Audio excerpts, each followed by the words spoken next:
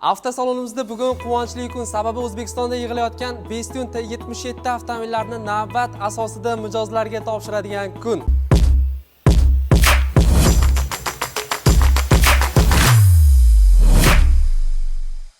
Assalomu alaykum hurmatli Jaydar Cars YouTube kanali kuzatuvchilarimiz. Bugun bizda xursandchilik kuni, sababi Bestune T77 o'sha O'zbekistonda ishlab chiqarish, ya'ni yig'ilish yo'lga qo'yilgan avtomobillarni navbat asosida egalariga topshiradigan kunimiz. Hamma mijozlarimiz shu yerda.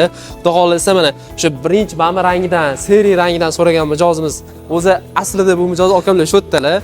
Qora rangini olishdi, lekin seriya rang kecha kechqurun salonga kiruvdi. Oskar aka agar zakaz yig'magan bo'lsa, klientingiz bo'lmasa, iloji bo'lsa mashina oliy, mana rangi yoqdi, ichi ham zo'r ekandilar. Shuning uchun qora rangini olayotgan mijozimizga bu rangni almashtirib berish imkoniyatimiz bo'lib qoldi. Sabab buni hali obzor qilmadik. Sabab o'zim hali YouTube'ga ham qo'ymadim, ko'rsatib qo'ymagan. Eksklyuziv, sizlar birinchi ko'ryapsizlar bunaqa rangini, ya'ni O'zbekistonda yig'ilayotganlarni. Bu bilan xudosa buni topshiramiz hozir.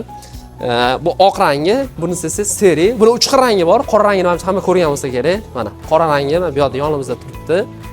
O'zi qora rangini olish degan klientimizda prosta bu kecha kechqurun kirgan edi. Hali hech qanday ob'yavleniya qo'yishga, reklama qilishga o'zim ulgurmaganman.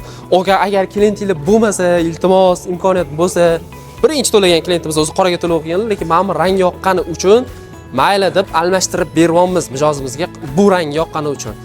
Lekin bilmayman, ko'p klientlar mana qora yoqadi, bu klientga bilmadim, bu rang yoqdi. Xullas shu rangidan olishyapti. Shuning uchun mayli hali bunga bu rangiga zakaz yig'maganimiz uchun o'chirib bo'lmagan uchun aka mayli almashtirib bera qolamiz deb bu rangini qilib berdik. O'zlariga shu rangga yoqqan ekan, shu rangini olishdi.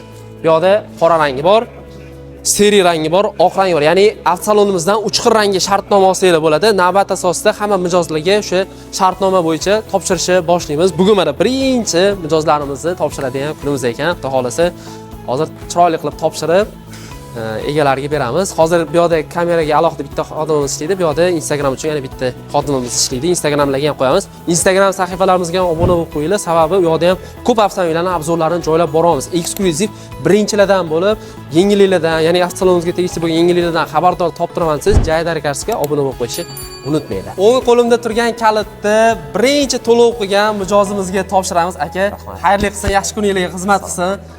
Mijozimizga kichkina sovg'alarni avtosalonda taqdim qilinadi. Chap qo'limda turgan mijozimiz esa Bestune T77 ni oq ranglisini xarid qilganlar. Bularga ham kichkina sovg'alarimizni topshiramiz. Bulardan endi ozgina intervyu olamiz. Nimaga aynan bizani avtosalonni tanladingiz? Avtomobilingizni yoqdimi? Bestune T77 ni xarid qilishingizga nima sabab bo'ldi? Qaysi jihatlari bu avtomobil yoqdi sizga? Avvalambor bu avtomashina kirib kelganiga 1 yil emas, 2 yil emas, 4 yil bo'lgan. Bu mashinani sotib olishdan oldin otsiv deydi, ya'ni bu mashina haqidagi fikr mulohazalar bilan uni egalaridan surishtirdim. Yaxshi fikrlar eshitdim, yomon fikr eshitganim yo'q, ochig'ini aytsam. Keyin salonlarni birin-ketin ko'zdan kechirgan paytda bu aynan bu salondagi, ya'ni Chinor Qipchoq bekati oldidagi Avtocenter salonidagilar muomalasi, ularni mijozlarga bo'lgan individual yondashuvlar hammasi ma'qul keldi. Uni kutishiga keladigan bo'lsak, aytgan vaqtida olib kelib berishdi, ochig'ini aytsam. Birinchi bo'lib to'lov qilgan mijozimiz bo'lganlari uchun navbat asosida hamma mijozlarimizga tarqatish boshladik. Ulardan birinchi mijozimiz mana Bestune T77 ni. Endi bu yoqda esa ikkinchi mijozimiz, ikkinchi bo'lib to'lov qilgan ekanlar. Oq rangini xarid qilgan birinchi mijozimizdan ham fikrlarini eshitamiz. Aka, bemalol gapirishingiz mumkin. Assalomu alaykum, rahmat sizlarga. Avvalambor, mana shu Bestune T77 ga qiziqishimizdan oldin birinchi marta T55 ga qiziqib yurgandim. Bestune T55. Chunki YouTube'da, Instagramlarda ko'rardim. Keyin bu yigit aytgandek, ko'p egalari bilan ham gaplashib ko'rdim. Juda komfortli, juda ma'qul mashina deyishdi. Shunga qiziqib turgandik. Baxtimizga bu T77 to'g'ri kelib qoldi. Keyin mana shunda olishga oldik. Mana biz kutganda yetkazib berishdi. Xursandmiz. Yaxshi kuningizga xizmat qilsin. Xudo xolisa qolgan mijozlarimizga navbat asosida avtomobillarni topshirishda davom etamiz. Mijozlardan fikrlarini eshitsangiz, Bestune T77 avtomobili O'zbekiston bozoriga kirganiga ancha bo'lgan, ya'ni sinovdan o'tib bo'lgan.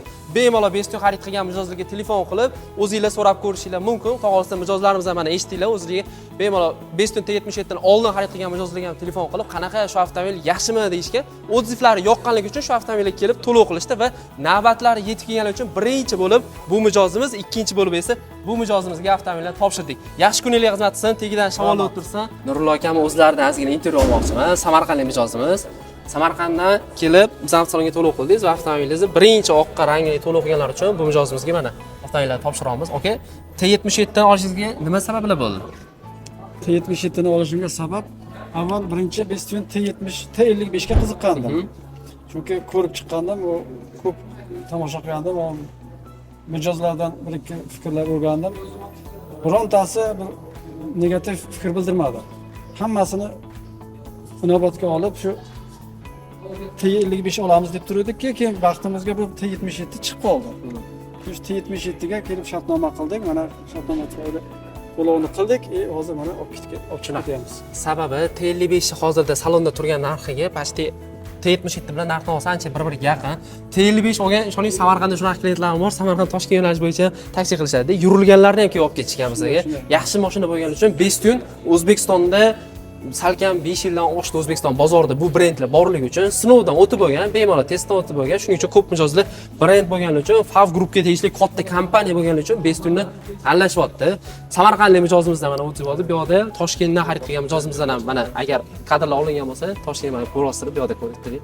Hamma hozir sпрос ko'proq mana shu modellarga bo'lyapti. Ya'ni O'zbekistonda yig'ilayotgan modellarga va sababi narx jihatdan ancha qulay hamda bunaqa narxga bemalol bozorni o'rganinglar. Mana shunaqa segmentdagi mashinalar narxi bo'ladi ancha baland. Shuning uchun mijozlarga qulaylik yaratish maqsadida mana shu narsalar, ya'ni O'zbekistonda yig'ilish jarayonlarini yo'lga qo'yish uchun ancha mehnat ketdi. Xudo xolisa, qolgan mijozlarimizga ham navbat asosida avtomobillarni topshirishni davom ettiramiz. Bizdan kuzatishda davom etinglar. Xudo xolisa, endi akalarga avtomobillar ochib beramiz.